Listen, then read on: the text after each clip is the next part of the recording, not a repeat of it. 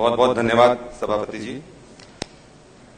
मैं इस विषय पर अपनी बात रखना चाहता हूं और सवाल भी करना चाहता हूं, क्योंकि जिस फील्ड से मैं आता हूं, मेडिकल फील्ड से आते हैं, और नर्सिंग घोटाला हमारी फील्ड से जुड़ा हुआ है। और आप सबके सदन के सामने कुछ बातें मैं रखना चाहूंगा। सरकार का सबसे पहला दायित्व क्या है? सबसे पहला दायित्व है शिक्षा, स्वास्थ्य और सुरक्षा देना। इस घोटाले में शिक्षा तो तार-तार हुई है, पर इस प्रदेश के स्वास्थ्य के साथ भी जबरदस्त खिलवाड़ हुआ है। और ऐसे लोगों को जो पहले व्यापक में फर्जी डॉक्टर बनाया गया, आज नर्सिंग घोटाले के माध्यम से फर्जी नर्सिंग स्टाफ बनाया जा रहा है। और यह कहीं ना कहीं पूरे प्रदेश के लिए बहुत चिंता का विषय है। आज एक अप्रैल में मैं आया हूं। एक डॉक्टर अप्रैल कब पहनता है? वो तब पहनता है जब उसको किसी की जान बचानी होती है। विक्रांत जी प्रश्न पूछिए। पर प्रश्न मैं पूछूंगा और 2 प्रश्न ही पूछूंगा, पर उससे पहले देखिए बात देने की स्वतंत्रता नहीं है। देखिए हम लोग तो नए लोग हैं, तो हम पहली बार के विधायक हैं। आपको ही हमारा संरक्षण नहीं करेंगे तो हमारा संरक्षण कौन करेगा? और आज आपके संरक्षण की मुझे जरूरत है, और इसलिए मैं अपनी बात रखता हूं कि आज पूरे प्रदेश को बचाने के लिए हम लोगों को एकजुट होना पड़ेगा। भ्रष्टाचार हुआ है, धांधली हुई है, घोटाला हुआ है, ये प्रमाणित है। आपको मैं बता दूं कि सरकार ने तब तक कार्रवाई नहीं करी जब तक कि कोर्ट ने उसका संज्ञान नहीं लिया। अगर सरकार को कार्रवाई करनी होती तो पहले करनी चाहिए थी। जब कोर्ट ने संज्ञान लिया, सीबीआई को जांच सौंपी, तो पता चलता है कि सीबीआई ने भी फर्जीवाड़ा कर दिया। और सबसे बड़ी दुख की बात आप सबके सामने रखना चाहूंगा कि 2018 में नर्सिंग के नियम बनाए गए, और उसमें जो एरिया की बात करी गई वो कही थी 23,200 स्क्वायर फीट का कम से कम आपको क्षेत्र की जरूरत है अगर आपको नर्सिंग कॉलेज खोलना है। और आपको बता दूं कि जैसे ही कोर्ट का डंडा हुआ, सीबीआई जांच हुई, इसमें परिवर्तन कर दिया गया। परिवर्तन कर दिया, ये गंभीर विषय है सभापति जी। ये राजपत्र मैं आपके सामने रखना चाहता हूं। ये 21 फरवरी 2024 का है, और 21 फरवरी 2024 में जो क्षेत्र की आवश्यकता थी 23,200 से घटाकर 11,600 कर दिया गया। यह गंभीर विषय है। इसका मतलब यह था कि जो अनसुटेबल कॉलेज थे, अनुपयुक्त कॉलेज थे, उनको क्राइटेरिया में लाने का प्रयास करा गया है। विक्रांत जी सारे प्रश्न, ये सारी बातें आपके पूर्व वक्ताओं के द्वारा दी गई हैं। पर कुछ बातें मैं मेरा निवेदन है कि उनके बारे में मत कराइए, आप अपना प्रश्न पूछिए। प्रश्न पूछ रहा हूं, अगर ये धांधली हुई है और जांच के बाद धांधली हुई है, तो क्या मंत्री जी ने अपने पद का दुरुपयोग नहीं करा है? सवाल यह है, जो कोर्ट में विषय चल रहा है वो सुटेबल अनसुटेबल नर्सिंग कॉलेजों का चल रहा है, उपयुक्त अनुपयुक्त का।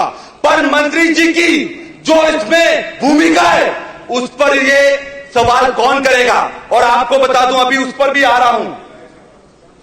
बात यह है कि हमारा आरोप है, और ये प्रमाण के साथ मैं बोल रहा हूं, कि मंत्री जी ने अपने करीबियों को बंदरबाट नर्सिंग कॉलेज की करी है।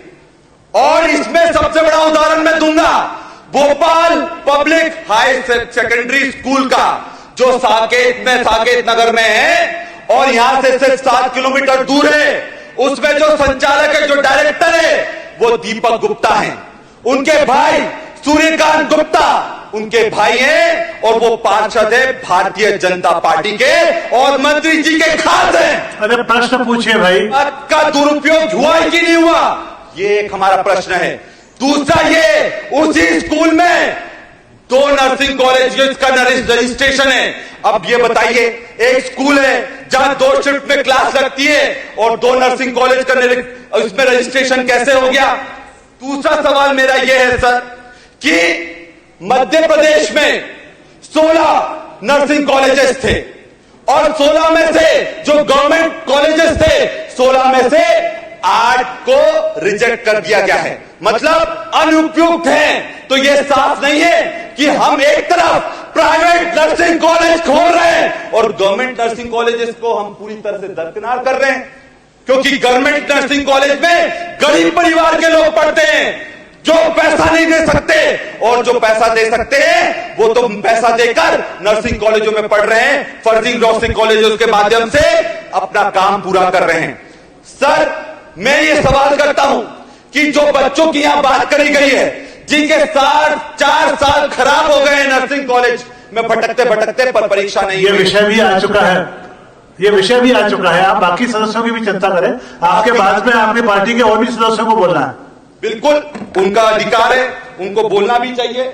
और इसीलिए मैं कहना चाहता हूं सर कि जो बात मैं कहना चाहता हूं बार बार यहां लाई जाती है कि घोटाले को कांग्रेस के समय करा गया है, मैं ये दावे से कहता हूं और प्रमाण से कहता हूं कि कांग्रेस की जब सरकार थी सिर्फ 50 से 60 नर्सिंग कॉलेज खुले थे, पर जैसे बीजेपी की सरकार आई 219 नर्सिंग कॉलेज खोले गए। तो ये क्या भ्रष्टाचार में ये लोग पूरी तरह से लिप्त नहीं थे? और आखिरी में अपनी बात रखते हुए मैं आपसे ये कहता हूं कि हमारे जो सिस्टम है, ये सिस्टम को बदलने की जरूरत है, और जो करप्ट हैं उनको दरकिनार करने की जरूरत है।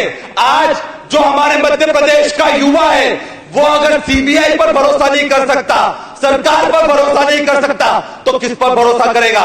और मैं ये मानता हूं कि सिर्फ सीबीआई जांच से काम नहीं होगा, इस विधानसभा को कमेटी का गठन करना चाहिए जो इसमें जांच करे और दूध का दूध और पानी का पानी करे। मैं ये प्रश्न करता हूं और ये उम्मीद करता हूं कि इस पर जो सरकार है बहुत गंभीरता से निर्णय लेंगी और भ्रष्टाचारियों का साथ नहीं देंगी। जो मगरमच्छ है उन लोगों को जेल पहुंचाने का काम करेगी। बहुत बहुत धन्यवाद। जय हिंद।